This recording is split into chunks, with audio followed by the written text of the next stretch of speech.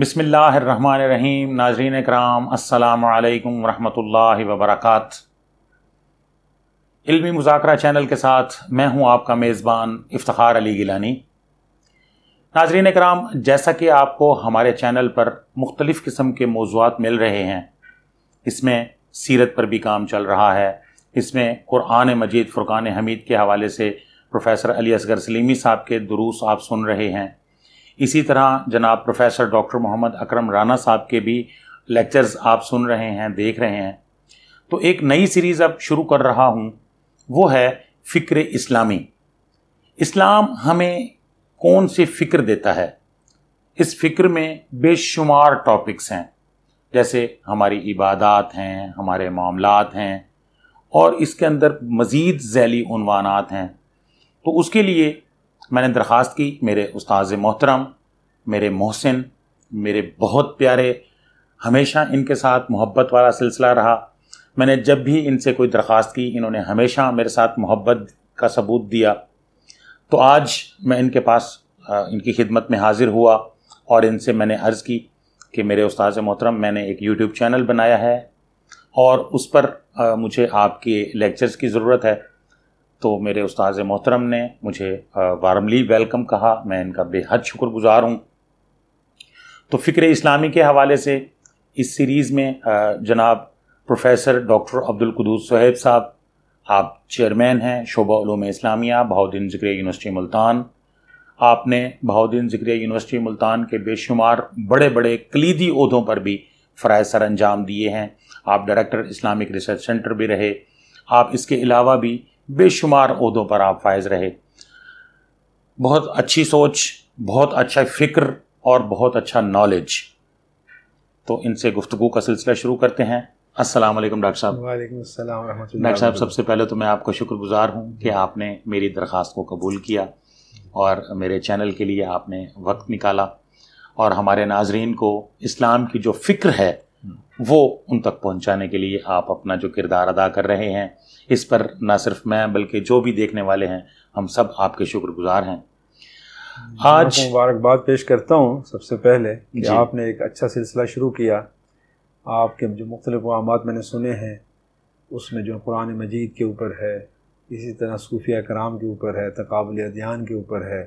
तो ये माशाअल्लाह आपने एक इल्मी सिलसिला शुरू किया है और ये मैं समझता हूँ कि इसके लिए आप काबिल मुबारकबाद हैं। और जो आपके नाज़रीन और सामीन हैं वो भी बड़े खुशकिस्मत हैं कि उन्हें अच्छे प्रोग्रामात सुनने को मिल रहे हैं, बड़ा म्यारी प्रोग्रामात होते हैं। तो अल्लाह ताला से मेरी दुआ है कि आप इस सिलसिले को आगे जारी सारी रखें। आमीन। बहुत बहुत शुक्रिया। असल में ये जो कुछ भी इंसान, जो कुछ भी होता है, अल्लाह की मेहरबानी है, वालिदैन की तौफीक से ही सब कुछ होता है। तौफीक से ही सब कुछ है। तौफीक के बगैर इंसान कुछ कर नहीं सकता। लेकिन इंसान की सोच और फिक्र जब जो मुस्बत होती है, वो सिरात मुस्तकीम की तरफ चलने के लिए इरादा करता है, तो अल्लाह ताला उसके लिए आसानियाँ पैदा कर देता है। बेशक। तो आप, चूँकि मैं आपका शागिर्द भी हूँ, आपसे मैंने पढ़ा भी है, आपसे मैंने सीखा भी है और मैंने आपसे बहुत कुछ सीखा है और उन्हीं रास्तों पर इंशाल्लाह मैं चल रहा हूँ। डॉक्टर साहब, सिलसिले को आगे बढ़ाते हैं। एक नया सिलसिला हम शुरू कर रहे हैं फ़िक्र इस्लामी के उन्वान से। तो आज हम जिस मौजू पर बात करेंगे वो है इस्लामी नज़रिया हयात। इस्लाम हमें कोड ऑफ लाइफ देता है, ज़िंदगी गुजारने का तरीका बताता है। तो इस सिलसिले में आप हमारे नाज़रीन को क्या बताएंगे? अल्हम्दुलिल्लाह रब्बिल आलमीन वस्सलातु वस्सलामु अला रसूलिन नबिय्यिल करीम खातमुल अंबिया वल मुरसलीन। क़ाल अल्लाहु तआला फ़ी कुरानिल मजीद इन्नद-दीन इंदल्लाहिल इस्लाम। अल्लाह तबारक व तआला ने तमाम इंसानों के लिए कहा कि मैंने एक ही बेहतरीन दीन पसंद किया है, तरीक़ा ज़िंदगी, वो है इस्लाम। तो इस्लाम को समझना ज़रूरी है कि वो तरीक़ा ज़िंदगी जिसे हम नज़रिया हयात कहते हैं, कि हमने ज़िंदगी कैसे गुजारनी है, किस तरह से हमारी ज़िंदगी पैदाइश से लेकर मौत तक गुजरेगी, उसमें हमारी इनफरादी ज़िंदगी, हमारी इज्तिमाई ज़िंदगी, वो फ़र्द के तौर पर हो, वो एक ख़ानदान के तौर पर हो, वो एक महल्ले के तौर पर हो, एक मुआशरे के तौर पर, या एक कौम के तौर पर हो, या एक बैनुल अक़वामी तौर पर, हमने ज़िंदगी कैसे गुजारनी है। इसके लिए अल्लाह सुब्हानहू व तआला ने انسان کو پیدا کرنے سے پہلے اس کا ایک دستور اور ایک لاہ عمل طے کر دیا. بے شک. حضرت آدم اور اماں حوا کو بھیجنے سے پہلے اللہ تعالیٰ نے انسان کے لیے تمام دستور حیات بنا دیا. بے شک. اس دستور حیات کو انبیاء علیہ السلام ہمیشہ پیش کرتے آئے، اور انسانوں کو یہی بات سمجھانے کے لیے انبیاء کرام آتے ہیں کہ آپ نے اس دستور حیات کے مطابق، اس نظریہ حیات کے مطابق زندگی بسر کرنی ہے. بالکل. یہ کوڈ آف لائف ہے جسے انگلش میں ہم کہتے ہیں، یہ ضابطۂ زندگی ہے. اس کوڈ آف لائف کے مطابق آپ نے زندگی بسر کرنی ہے. تو یہ جو زندگی ہے آپ کی، یہ کیا ہے؟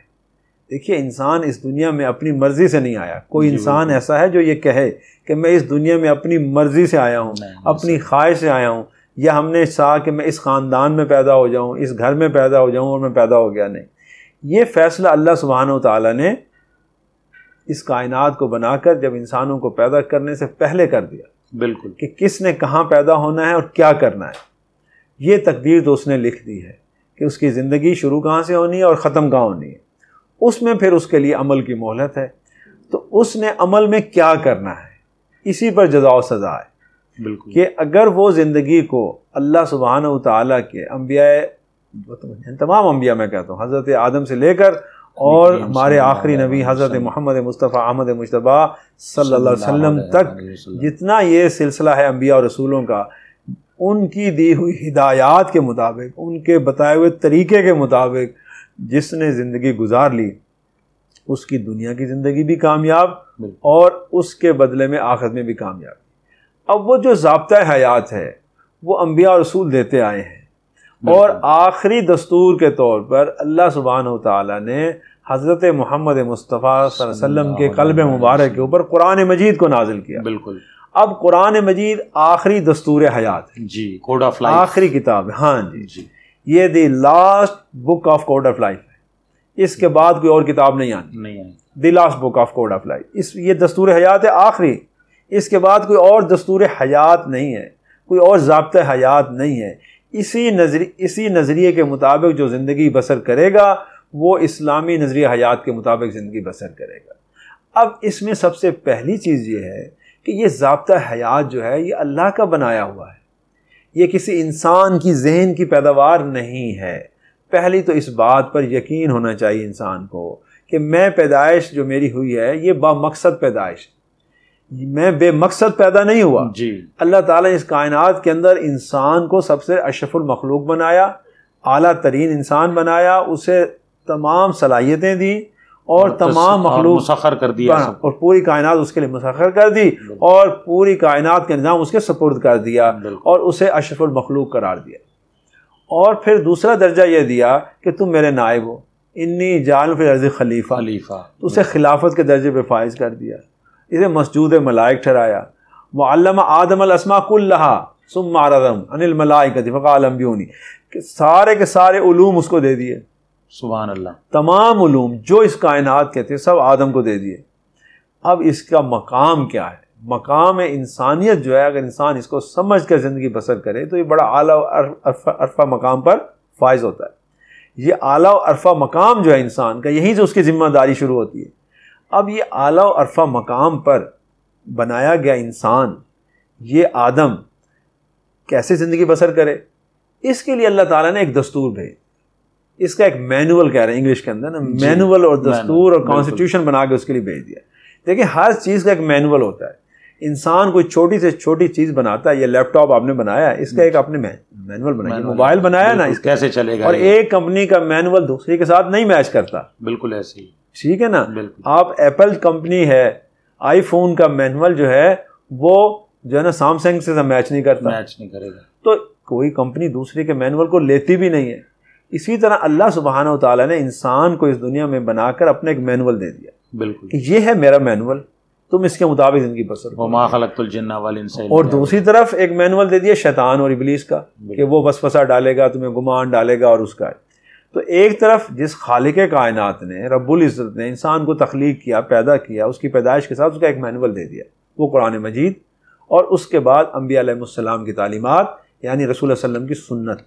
بے شک. اب قرآن اور سنت اس کا بنیادی مینول ہے، بنیادی نظریہ حیات کی دو کتابیں ہیں. کہ اس کے مطابق زندگی گزارنی ہے۔ اب وہ قرآن اور سنت کیا کہتے ہیں کہ تم نے زندگی کیسے بسر کرنی ہے، یہ تمہارے معاملات کس طرح سے ہیں، تم زندگی کے اندر کامیاب کب ہوگے اور ناکام کب ہوگے۔ کامیابی کا طریقہ یہ بتایا کہ تم نے اس دنیا کی زندگی کو اپنی مرضی سے نہیں گزارنا، یہ میرا ضابطہ حیات ہے، یہ قانون ہے، اس کے مطابق تم نے زندگی بسر کرنی ہے۔ یعنی تم نے پیدائش کے بعد اپنی کون کون سی ذمہ داری اٹھانی ہے۔ بالکل، یہ خاندان ہے، والدین ہیں، بیوی ہیں، بچے ہیں، اولاد ہے، خاندان کا ایک نظام بنایا۔ پھر تم معاشرے میں جاتے ہو، ایک معاشرہ ہے، ایک سوسائٹی ہے، اس میں تمہاری کیا ذمہ داریاں ہیں۔ پھر ایک قوم بنتی ہے، ایک ملک ہے، اس میں تمہاری کیا ذمہ داری، بطور شہری کے، بطور ایک اچھے شہری کی تمہاری کیا ذمہ داری ہے۔ پھر تم اسی طرح پوری بین الاقوامی معاشرے کا، پورے جو گلوبل ولیج جسے ہم آج کہہ رہے ہیں، بالکل، ایک قوموں کا اجتماع ہے، اس کے اندر تمہاری حیثیت کیا، تمہاری ذمہ داریاں کیا ہیں۔ بالکل، تم حکومت میں رہ کر کیا کرو گے، تم UN میں بیٹھ کے کیا کرو گے، تم اپنے گھر میں بیٹھ کے کیا کرو گے۔ اس کے لیے اللہ تعالیٰ نے چند بنیادی اصول بتا دیے۔ وہ اصول کیا ہیں؟ انہیں کو ہم کہتے ہیں اسلامی نظریہ حیات۔ اس میں پہلا اصول یہ ہے کہ اللہ کی عبادت اور بندگی کرو گے۔ بالکل، لا تعبدوا الا اللہ، اللہ کے سوا کسی اور کی بندگی نہیں کرنی، عبادت نہیں کرنی۔ تو بندگی کے لائق صرف اللہ کی ذات ہے، یعنی اللہ وحدہ لا شریک ہے۔ یہ تو جب کلمہ پڑھ لیا انسان نے، اور ہر نبی کا یہی کلمہ تھا، لا الہ الا اللہ، بالکل، پھر ہمارا کیا آگے محمد مشرک کی ظاہر ہے بخشش بھی نہیں ہے کسی صورت میں۔ تو سب سے پہلی بات یہ ہے کہ آپ نے ایک الہ کی بندگی کرنی ہے، بالکل، اس کا بندہ بن کے رہنا ہے۔ یہ بندگی کیا ہے؟ یہ اطاعت کا نام۔ بندگی کے بڑی آسان معنی کہ آپ نے رب کی اطاعت کرنی ہے، رب کی ماننی ہے زندگی کے معاملات کے اندر۔ تو پہلی چیز اس نے یہ کرنی ہے کہ اللہ کی بندگی کرنی، اللہ کی اطاعت کرنی ہے۔ اللہ تعالیٰ نے جو فرائض اس کے ذمے دی ہیں ان کو ادا کرنے ہیں، اور جو حقوق اس کو دیے اس کو حاصل کرنا ہے۔ تو حقوق و فرائض میں بھی اللہ کی اطاعت اور بندگی کرنی ہے۔ اور بندگی رب یہ ہے کہ آپ کے سارا جو نظام زندگی ہے وہ انفرادی ہے، اجتماعی ہے، معاشرتی ہے، معاشی ہے، سیاسی ہے، اس میں آپ اللہ کے قانون کو تسلیم کرتے جائیں۔ بالکل، جیسے اللہ نے کہا وحدہ الشریک ہوں میں، کہ میرے سوا کوئی شریک نہیں ہے، کوئی عبادت کے لائق نہیں ہے، تو اللہ کے ساتھ کوئی اور شریک نہیں، کوئی معبود نہیں ہے، وہ معبود حقیقی ہے، اسی کے لیے عبادت ہوگی، سارے معاملات اسی کی طرف ہوں گے، اسی کی رضا کو حاصل کرنے کے لیے ہم ساری جد و جہد کریں گے۔ تو جب تک ہمیں اس کی رضا حاصل نہیں ہوگی ہماری کامیابی نہیں ہو سکتی۔ تو اس لیے رضا الہی کا حصول جو ہے وہ اللہ کی عبادت اور بندگی کے اندر ہے۔ بے شک، اور اس کی بندگی بڑی آسان ہے، کوئی مشکل نہیں ہے۔ وہ یہی کہتا ہے سارے معبودوں کو چھوڑ کر صرف ایک معبود کی اطاعت کرو۔ یہ پہلا لفظ ہے۔ نفسا الا وسعها، اللہ نے ہمیں کوئی ایسا حکم نہیں دیا جو ہم جس کو نہ کر سکتے ہیں۔ یعنی انسان کے اوپر کوئی ایسا بوجھ اللہ نے ڈالا ہی نہیں ہے کہ جسے اٹھا نہ سکے۔ بالکل، ٹھیک ہے، انسان اس چیز کا مکلف ہی نہیں ہے۔ بالکل، تو یہ نظریاتی طور پر پہلے یہ نظریہ ہمیں اپنی زندگی میں لانا ہوگا کہ اللہ وحدہ لا شریک ہے اور ہم نے اس کی ماننی ہے۔ جب اسے وحدہ لا شریک مان لیا کہ وہ وحدہ لا شریک ہے اور عبادت کے لائق ہے، وہ خالق ہے، مالک ہے، رازق ہے، وہ مشکل کشا ہے، حاجت روا ہے، ان اللہ علی کل شیء قدیر وہ ہے، بالکل، ٹھیک ہے، اسی کا ملک ہے، اسی کا حکم ہے، الامر للہ والحکم للہ، سب اسی کے لیے ہیں۔ جب حکم اسی کا، امر اسی کا ہے، بادشاہت اس کی ہے، تو پھر ہم اسی کی مانیں گے نا۔ ہم اپنی مرضی کے مطابق اپنی زندگی نہیں گزار سکتے، اللہ اور اس کے رسول کے حکم کے مطابق۔ جیسے میں نے شروع میں کہا نا، جب ہم آئے اپنی مرضی کے مطابق نہیں ہیں تو پھر ہم اپنی مرضی کے مطابق اپنے عقیدہ بھی نہیں بنا سکتے۔ بالکل، اس لیے اسلامی جو نظریہ حیات ان سب سے پہلی چیز آتی ہے عقیدہ۔ عقیدہ درست ہوگا تو باقی سارے اعمال کی بنیاد عمارت اسی عقیدے پر ہی کھڑی ہونی ہے۔ یعنی عقیدہ جو ہے یہ ایک بنیاد ہے۔ بالکل، اور اس میں سب سے پہلی چیز کیا ہے؟ یعنی ایمان باللہ اور توحید اللہ وحدہ لا شریک، کہ ہم توحید کا اقرار کریں اللہ کی ذات کے اندر بھی، اس کی صفات کے اندر بھی، اور اپنے سارے اعمال کے اندر بھی۔ جب ہم یہ کر لیں گے، عقیدے کو مان لیں گے، تو پھر ہمارے لیے باقی زندگی میں اس کے قانون، اس کے دستور کو ماننا انتہائی آسان ہو جائے۔ بے شک، اللہ کی ذات میں بھی اسے وحدہ لا شریک مانے، اس کی صفات کے اندر بھی، اور اس کے احکامات کے اندر بھی، کوئی اور شریک نہیں ہے۔ بالکل، لہٰذا ہم جب یہ اپنا بنیادی عقیدہ درست کر لیں گے تو پھر اس نظریہ حیات پر عمل کرنا آسان ہو جائے گا۔ اور اسلامی جو نظریہ حیات ہے نا، وہ اس بات کا متقاضی ہے، جیسے قرآن میں کہا گیا نا کہ ادخلوا فی السلم کافہ، کہ اسلام کے اندر پورے کے پورے داخل ہو جاؤ، یعنی عقیدہ بنایا ہے تو پھر اعمال بھی اس کے مطابق کرو۔ جی بالکل، یہ نہیں ہے کہ عقیدہ تو میرا ہو کہ میں اللہ کو وحدہ لا شریک مانوں، لیکن پھر میں اس کے متصادم چلوں اور میں معاملات کے اندر کسی اور کی پیروی کروں۔ تو یہ فتؤمنون ببعض الکتاب وتکفرون ببعض، کہ کتاب کے کسی حصے پر ایمان لاتے ہو اور کسی چیز کا انکار کرتے تو یہی تضاد ہے، یہی تصادم ہے اس کے ساتھ۔ تو یہاں ادخلوا فی السلم کافہ کا یہ ہے کہ ہم جو کچھ زبان سے کہیں، جو ہم نے قول کیا، اقرار کیا، ہم اس کے اوپر اب عمل بھی کریں۔ ڈاکٹر صاحب ماشاءاللہ آپ نے بڑے اچھے انداز میں بیان کیا اسلامی نظریہ حیات کو۔ اس کی بنیاد آپ نے عقیدہ فرمائی ہے۔ اب جب انسان کا عقیدہ مضبوط ہو جاتا ہے تو آگے پھر چل کے اس کے اعمال کی جیسے آپ نے بات کی، تو اس کو آگے ہم کیسے بہتر چلا سکتے ہیں؟ دیکھیں نا، آج ہم جو پہلی بات ہم نے کی ہے، انشاءاللہ یہ پروگرام آگے چلتا رہے گا۔ جی، تو انسان جو ہے جب اپنے عقیدے کو درست کر لیتا ہے تو وہ نظریہ حیات کو سمجھ جاتا ہے۔ جی بالکل، کہ یہ اس عقیدے کی بنیاد پر جس کے اندر اللہ وحدہ لا شریک ہیں اور اللہ کے سوا کوئی معبود نہیں، اور محمد صلی اللہ علیہ وسلم اللہ کے رسول ہیں اور نبی ہیں اور آخری نبی ہیں، اور آپ کے بعد کوئی رسول نہیں ہے، اور میں نے پھر آخر انسان نے مرنا ہے، موت ہے، اور آج کل تو موت بڑی زندگی ہمارے سامنے آ رہی ہے، روزانہ موت ہو رہی ہیں، تو موت کے بعد میں نے اللہ کے سامنے پیش ہونا ہے، اور وہ ایک عرصہ ہے، کچھ عرصہ جو میں قبر میں رہوں گا، اور قبر کے بعد پھر میں دوبارہ کھڑا کیا جائے گا، یعنی قبر کی زندگی جو برزخ کی زندگی ہے، اس کے بعد اصل تو ہے آخرت کی زندگی، کہ پھر روز محشر مجھے کھڑا کیا جائے گا اور میں اپنے اعمال کا جواب دوں گا، اس زندگی کے سارے اعمال کا، وہ میں نے کس عقیدے کے مطابق زندگی بسر کی۔ یہ تین بنیادی عقائد ہیں، توحید، رسالت اور آخرت۔ اگر ان کی بنیاد مضبوط ہو جائے، ان کی بنیاد بن جائے، تو پھر اسلامی جو نظریہ حیات کے مطابق زندگی بسر کرنا آسان ہے۔ اگر یہ بنیاد درست نہیں ہے، عقائد کے اندر جھول ہے، کمی ہے یا کمزوری ہے، تو اسلامی جو نظریہ حیات ہے اس کے مطابق زندگی بسر کرنا بہت مشکل ہے، بلکہ ناممکن ہے، آپ کر ہی نہیں سکتے۔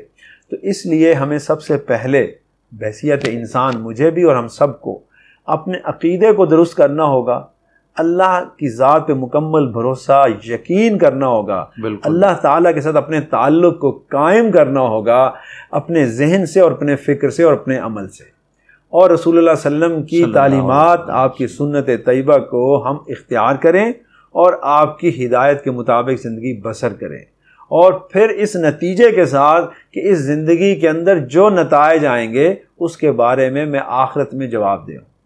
یہ زندگی جو جیسے میں گزاروں گا، میں جو بھی عمل کر رہا ہوں، بالکل میں وہ انفرادی کر رہا ہوں یا اجتماعی کر رہا ہوں، تو ٹھیک ہے، بہت سے معاملات کے اندر حکومت، ریاست ذمہ دار ہے، معاشرہ ذمہ دار ہے، وہاں میری کیا حیثیت ہے، اور جہاں میں انفرادی طور پہ وہاں میں خود ذمہ دار ہوں، تو میں اس کے بارے میں جواب دوں گا۔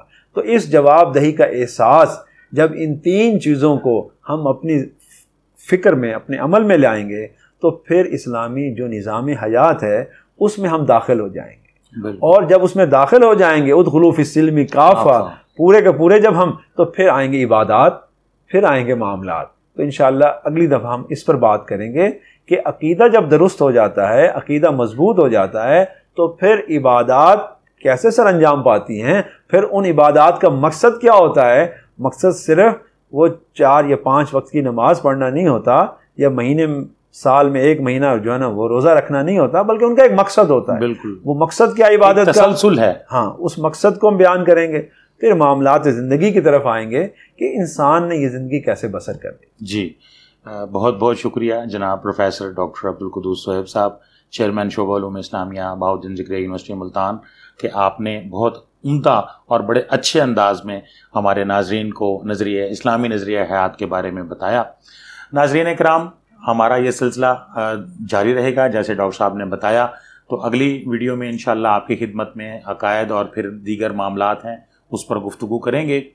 ناظرین اکرام، آپ کو ویڈیو پسند آتی ہے، آپ اس کو لازمی شیئر کریں، یہ صدقہ جاریہ ہے، دوسروں تک اس ویڈیو کو پہنچائیں، تاکہ ہمارا جو پیغام ہے، جو ہمارے فکر اسلامی ہے کہ فکر اسلامی کیا ہے، اور دیگر ہمارے اسلام کے جو عبادات اور معاملات ہیں ان کے بارے میں آگاہی، یہ ہماری رسپانسبلٹی ہے کہ ہمیں ان کے بارے میں मालूमात होनी चाहिए, हमें इन चीज़ों का इल्म होना चाहिए, इसका इदराक होना चाहिए। तो इन्हीं अल्फाज के साथ अपने मेज़बान इफ्तिखार अली गिलानी को इजाज़त दीजिए। नेक्स्ट वीडियो के साथ आपकी खिदमत में फिर हाजिर होऊंगा। उस वक्त तक के लिए अल्लाह हाफिज़।